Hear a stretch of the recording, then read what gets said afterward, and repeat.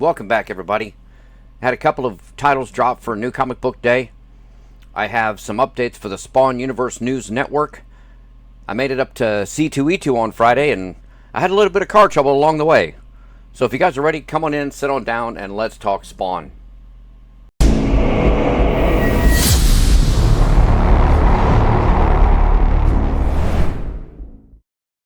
For New Comic Book Day this week, we got Gunslinger issue 52. Now, if you remember in last month's issue, there was a new guy that was introduced like right at the end, on the very last page. And in this issue, we find out who he is, what he wants, where he's headed. I'm not a big fan of the guy's name. I think it's kind of like generic, but I mean, still, he's a cool looking character, and I think he'd make a really cool figure. If they wanted to add him to the toy line. Really great story. Gunslinger's my favorite. And as far as like the covers go, we had Barbaries on both covers. Cover B is just black and white, but it's a really cool cover. And I hope you guys are still enjoying the Gunslinger as much as I am. Also, for New Comic Book Day, we got Spawn Dark Ages. We're on issue 4 of 6.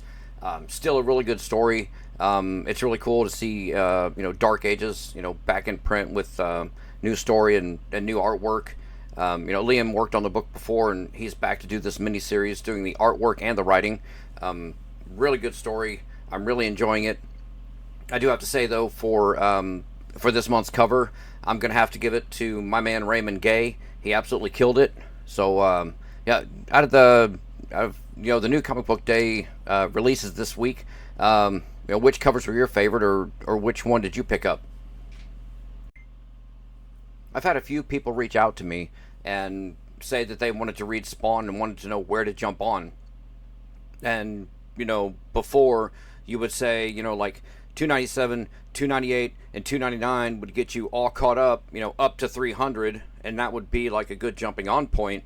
But as of last week, it sounds like the best time for anybody to jump on Spawn is right now.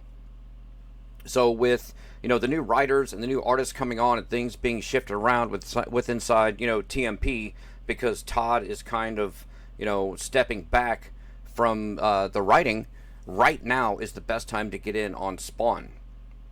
So for your Sun report, your Spawn Universe News Network, I do have some updates for you. So Matthew Rosenberg is going to be taking over the writing for Spawn and for King Spawn. And that, now, it's, as far as the main title goes, in 376, that's when Rosenberg is going to officially take over.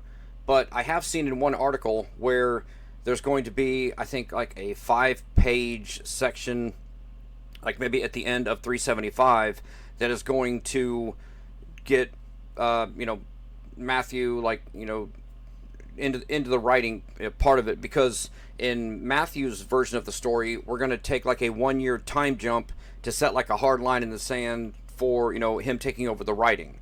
Now, he said it's going to be a great time for new writers to come on, but he's not going to totally ignore and dismiss everything that has happened up to this point, for all the longtime fans like us.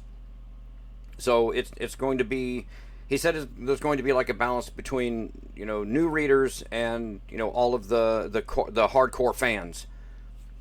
So if you're wanting to get into the main title Spawn, issue 375, issue 376 is where you should start. Now, when it comes to King Spawn, he's going to take over the writing on that on issue 55. So 55, I'm assuming that maybe the time jump is going to affect that one also. So that would be a good time to get in on that book. All right, now, Rat City is officially coming to an end with issue 25. Now, TMP has said, or Healy has said, that those characters are not going to be forgotten. They're not going to go away. They're still going to be within, the universe. And that's not to say that maybe at some point down the road, we may get like, a Rat City miniseries, or, something like that. But as of right now, issue 25 will be the last. Erica's getting a chance to, wrap the story up. It's not just going to end on a cliffhanger. And then she's going to move over to Gunslinger starting with issue 54. Now, when it comes to Gunslinger, she has her own idea of, what, Javi can do, or, what he can get into, or, Tobias, as to what's going to happen. All I know is when Tobias was pulled from the past and brought into the future, it set off an imbalance. Because the way that heaven and hell work within the Spawn universe is, it's not like, everybody, when you die, you go to heaven, if you're good, or hell if you're bad. It doesn't work that way. Heaven and hell have always tried to keep a balance, so it's one for one. One person dies, they go to heaven. The next person dies, they go to hell. They just go, back and forth. So when Tobias, cheated death or whatever, he should be dead. Now he's in the future. It has, offset that balance, and there's some people or this group that want to set things right. So as Erica takes over the writing, Javi is going to have like this big target, on his forehead. So I'm really excited to see, where we're going to go with that. So I mean, another good jumping on point, for Gunslinger. I mean, it's Gunslinger. It's a cowboy with necroplasm. How could you go wrong there?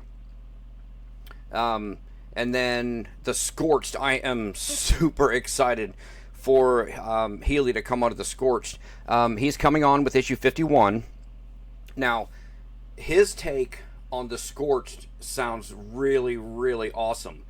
He has said, as of right now, we have She Spawn, we have the Haunt, we have Medieval Spawn, and the other guy, the Redeemer. Yeah, that guy.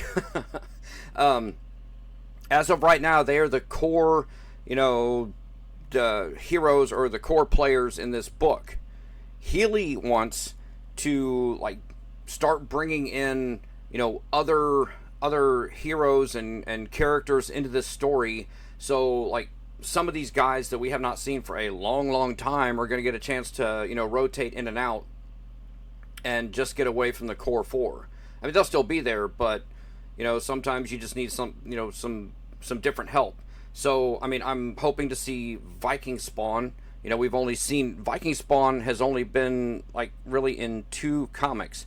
He was in the 3-part fan-made comic, and then he did make an appearance in the Violators. So I would really like to see him. I don't believe he's a good guy, but the Disciple is a badass character. I love that thing. It's one of my favorite figures. I have it in box and out. I just would hope to see, all these other people or all these other characters come in, and I think that is such a cool idea. Now, Healy is going to be, coming on to the Scorch with issue 51, but as far as the Sam and Twitch story over there, that book is also coming to an end. That's going to end with issue 25. Now, that's not to say that there can't be other Sam and Twitch cases, but as of right now, that title is going to be going on the back burner. So we're losing Sam and Twitch, we're losing Rat City, but the core 4 are here to stay.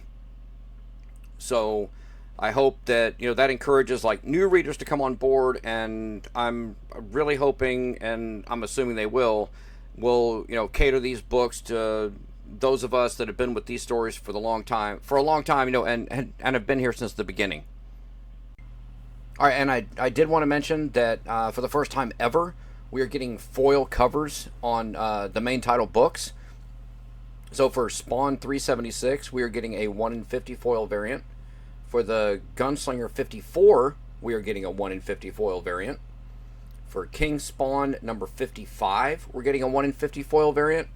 And for Scorched 51, we're getting a 1 in 50 foil variant. Alright, so like I said, this is going to be the first time that we've gotten a foil cover on a main title book. So I'm really excited. Gunslinger is going to be the first actual foil cover that we get for issue 54, which comes out next month. So I'm definitely picking that one up. I'm also definitely going to get the Scorched 1 in 50. That's Jordan Noir. I've been following him for a while. He just recently got a Spawn cover. He got his first cover published on a Spawn book, and this will be a second one, so I'm definitely picking that up. It looks wicked. If you guys haven't checked it out, I got it right here. I'm definitely going to be getting that. So let me know. Are you guys going to pick up all of the 1 in 50s? What do you think of the foil? Are you excited? Are you not excited? I'm pretty excited for it, so let me know what you think. As far as our other titles go, The Deadly Tales of the Gunslinger is going to be getting a new interior artist, which this was announced before. Patrick had said on Instagram that he was going to be stepping away from doing the interiors on the book, but he was still going to be doing covers. Now, I do not remember for the life of me who Healy said was going to be taking over the interior art. If you go over and watch the World at War Comics interview with Thomas Healy that was just last week, then in that interview, Healy does say who is going to be taking over for Patrick. He said that this artist is very similar to Patrick's art style, and it's not going to be that much of a jarring transition to go from one artist to the other. So if you want to find out who that is, go over there and check out that interview. Now, with the Curse of Shirley Johnson, in this interview, it was kind of like unofficially announced. I guess, TMP hasn't put out an official statement, but Raymond Gay, so congratulations to Raymond, is going to be getting to do an issue of the Curse of Shirley Johnson. Now, he's not like coming on, full time and doing the art. It's still going to be Jonathan, but Raymond is doing what they call like, a filler issue. And that's just so that gives Jonathan a little bit of breathing room and gives him a chance to get caught up and kind of get ahead. So, congratulations to Raymond. Curse of Shirley Johnson is an awesome book. I look forward to it. It comes out on a bi-monthly basis.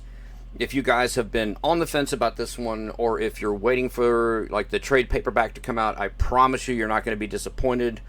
This story is like, rich in lore. It's for new fans. It's for people that have been following the franchise forever. There's definitely something in there for everybody. Anybody can get into this book. As far as they have said before that there's going to be a Freak book coming out, which it's still coming. It's being worked on. And then they also had announced, a few years ago that they wanted to do a book for Focus. The Todd's own version of like a speedster. Focus is like the blue dude that's like really fast. First time we saw him, he had saved Gunslinger, and he's popped up I think maybe one other time.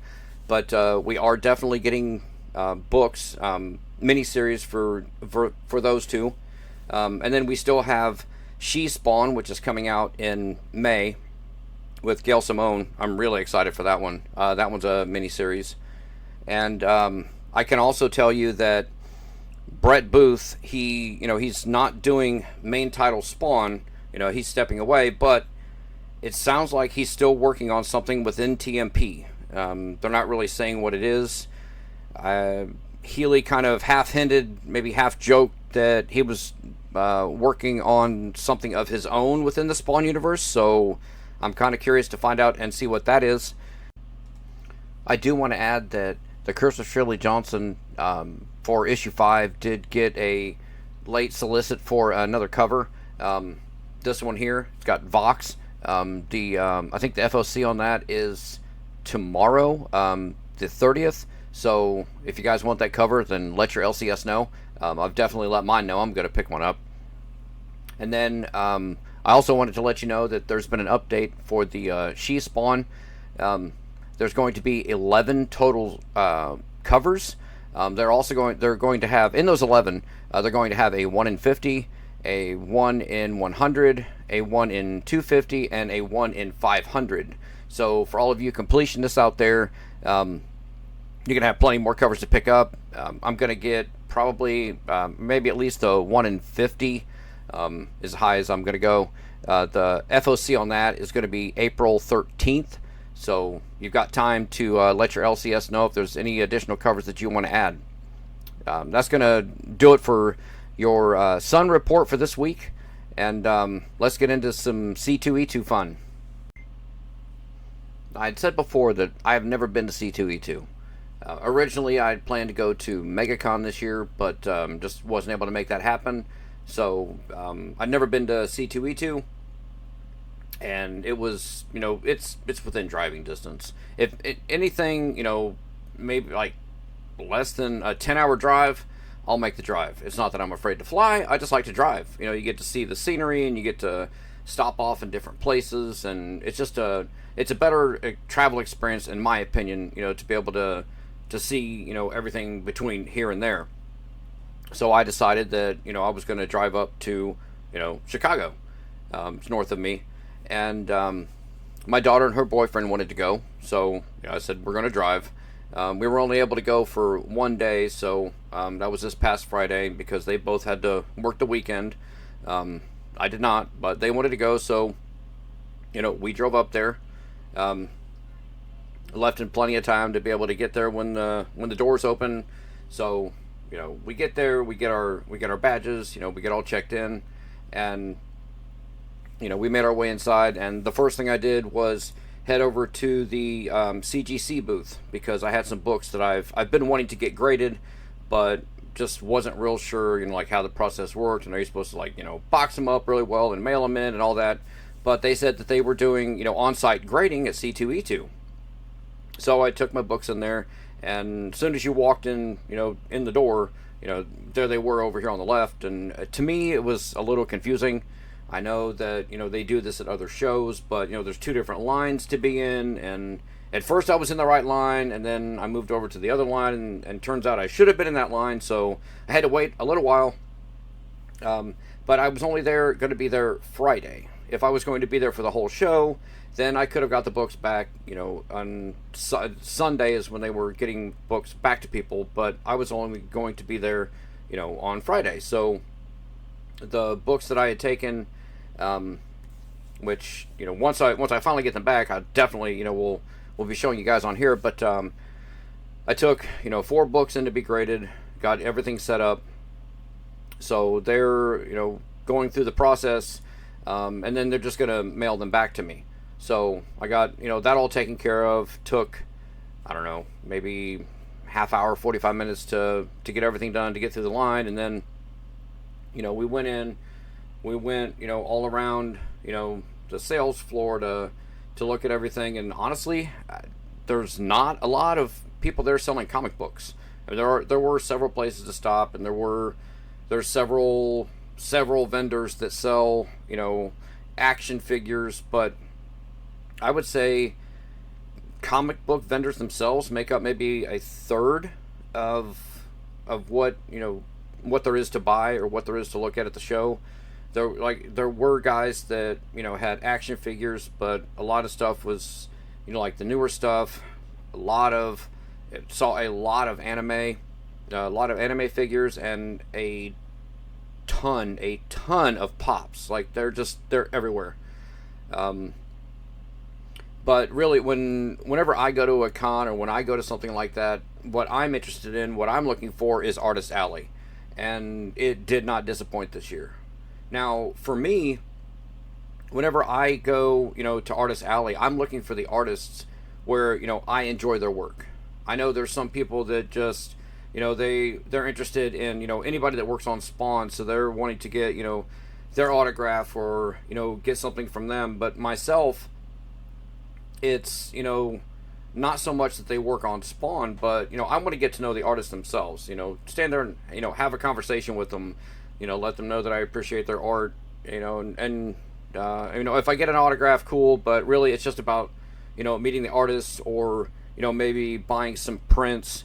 That's what I look forward to. Being able to talk to the person behind the pencil, and see what makes them tick, what got them into art, really get their backstory. And I had a handful of people that I was looking for, and the first one that I ran into was Keybar. He was just sitting there at his table, and he ended up having with him the hardback book that was released over in France that has his art on the cover.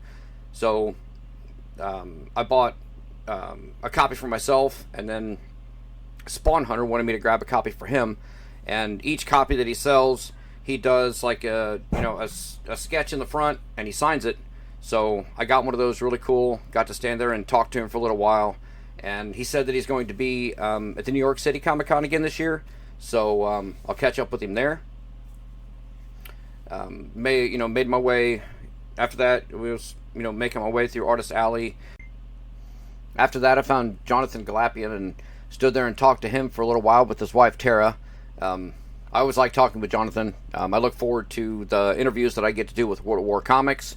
I did end up getting a couple of the Curse of Shirley Johnson prints that he had. I grabbed a copy of the Gunslinger cover that he did, and got to sit there and talk to him, about the Curse of Shirley Johnson and the way the story's going. And I really love this book. I'm looking forward to the next issue, and be sure to let your LCS know that you want to get that the Vox cover that was just announced. You have till the 30th of this month to before the final order cutoff. So be sure to grab yourself a copy of that cover. I did make my way over to see Jeff Monk. I picked up the cover that he did for Something Is Killing the Children. I picked up a couple of the variant covers that he did for Something Is Killing the Children. And then I also picked up the cover that he did for Darkness issue 4. And then he had a pack of stickers. One of the Something Is Killing the Children covers that I got, it was a blind bag. I'm not a fan of blind bags, but I like every cover that Monk has put out, so I went ahead and bought one of those. Jeff Monk is like the only artist who I collect everything that they put out. Now he does have another Spawn cover coming, actually Spawn issue 374. He does have a cover on that. That one's comes out on April 8th. So be sure to make sure and pick that one up. Alright, so all of the artists up to this point I had already met before, so I wanted to make sure and stop by and see them and talk to them. But at this show, one of the reasons that I wanted to go is because Jason Shawn Alexander was going to be there, and I've never met him before, and I finally had my chance. I love his art style, and it's just creepy and kind of visceral and kind of dirty. I just love it. And the work that he did on when Rodney Barnes got a chance to use Spawn in Philadelphia. I was reading that arc, and there's still one issue left that still needs to come out. I did ask Jason. He said that it is coming.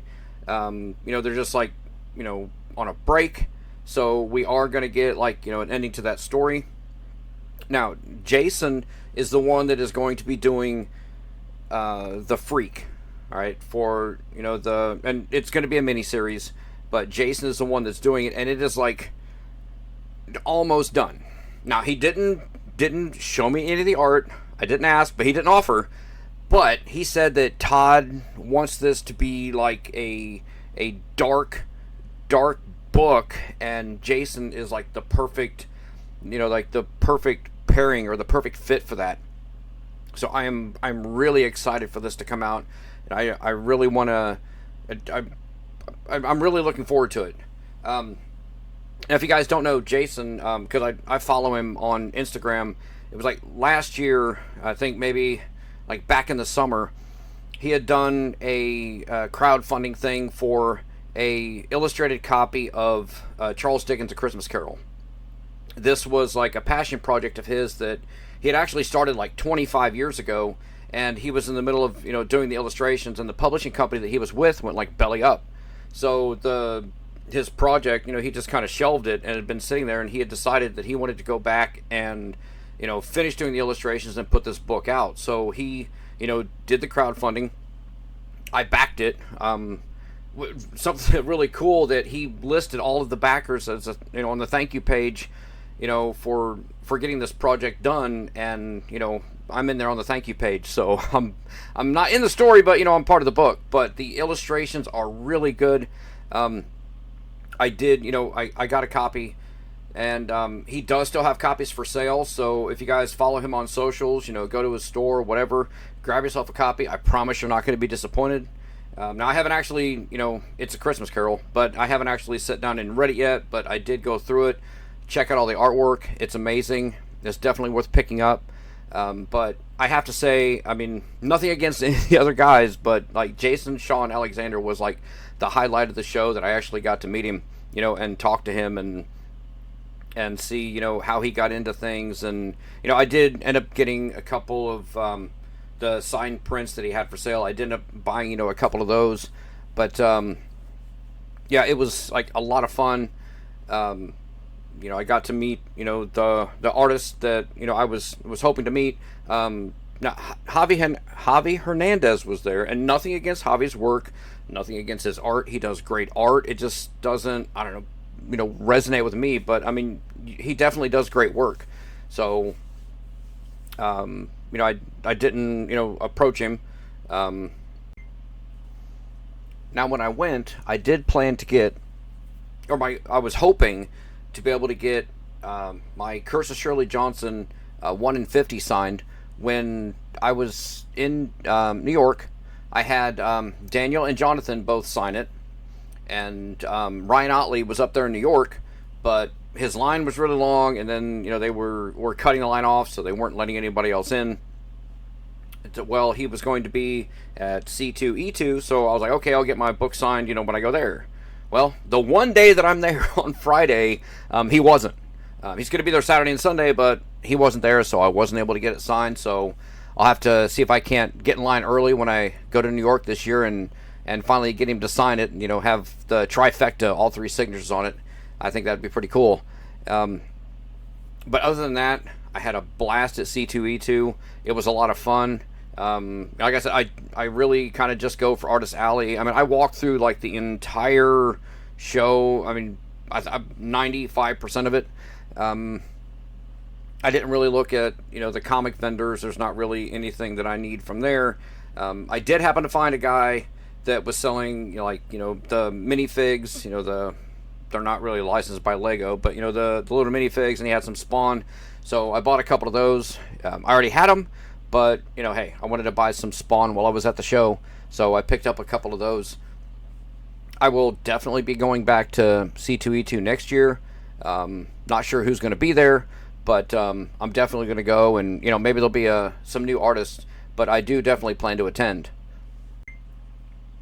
All right, I do want to add, while I was standing there talking with Jason, Shawn, Alexander, my daughter calls me, so I answer the phone, and she says, "You got to get up here quick. There's a guy that's doing like a full head to toe cape and everything of a Spawn cosplay." And I said, "I'm in the middle of something, so I sit there and finished my conversation and got my picture taken and bought some prints off of Jason. And then, I finally headed up front to my daughter, and she said, he's long gone. But she did show me this picture of, like, my all-time favorite movie is Planes, Trains, and Automobiles. Always is, always will be. It's a classic. I watch it every year at Thanksgiving.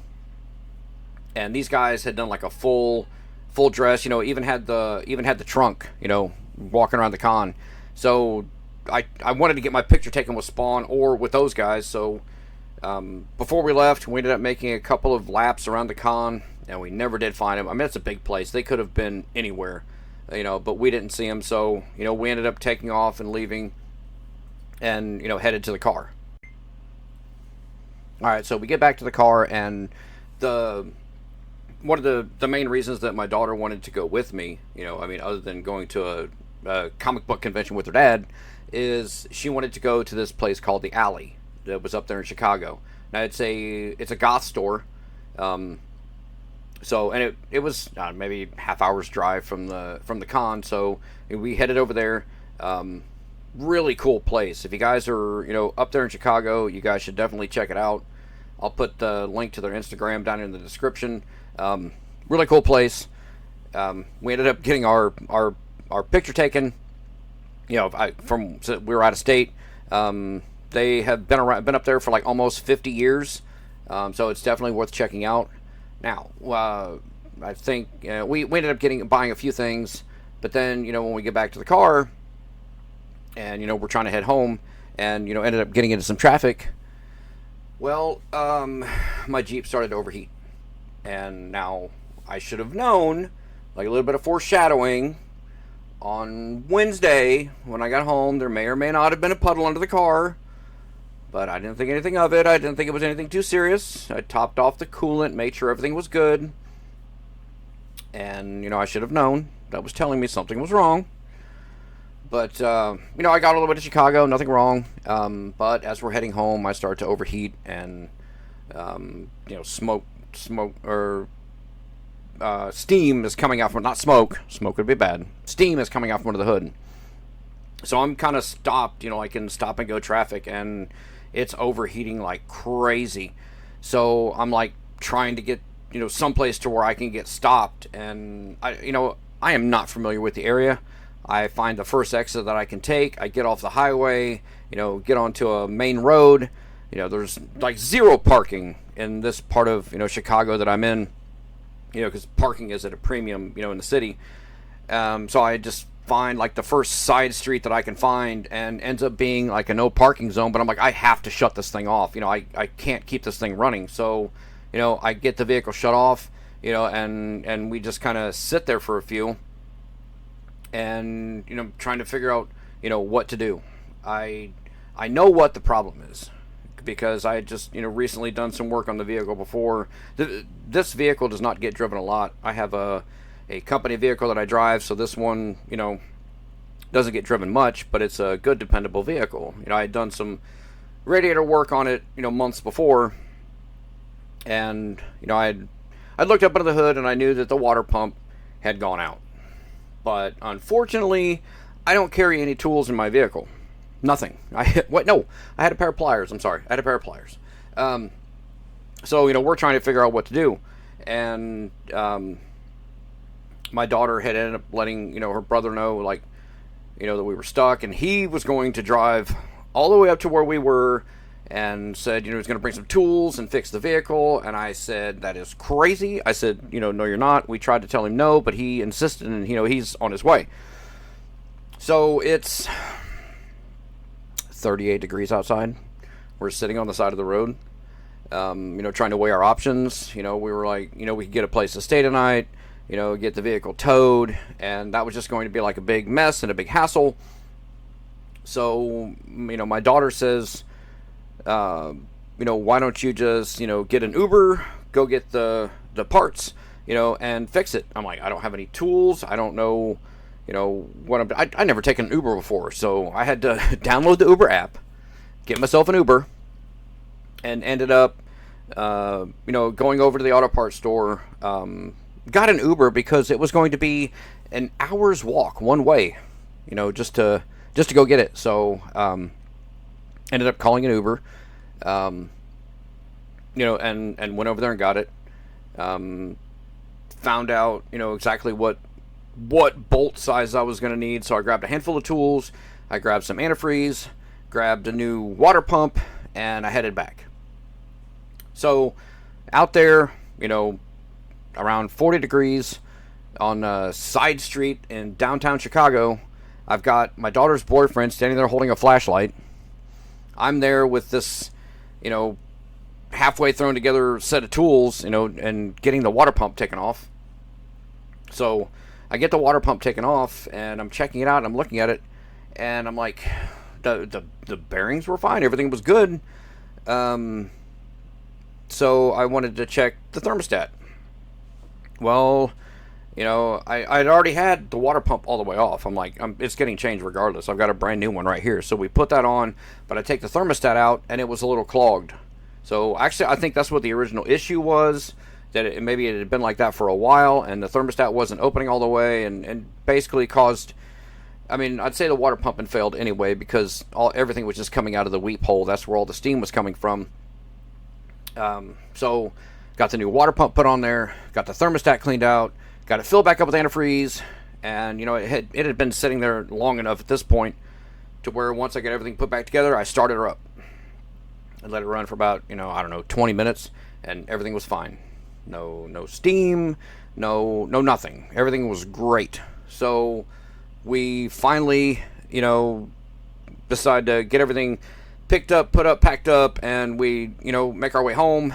And we got home like way later than I expected, but I eventually got us home all safe and sound. And it seems like whenever I take a trip or whenever I go on vacation, I might as well just plan on something going wrong. It was the year before when my daughter and I went up to Chicago for Fan Expo. We ended up getting lost and turned around walking through the underground parking over there in Chicago. When we went over there to the other side to see the Bean, went to New York for the New York City Comic Con, and we ended up no hot water. And then I go up there to Chicago for C2E2 and end up losing my water pump. So I can't wait to see what's in store for my next con. What's going to top this one.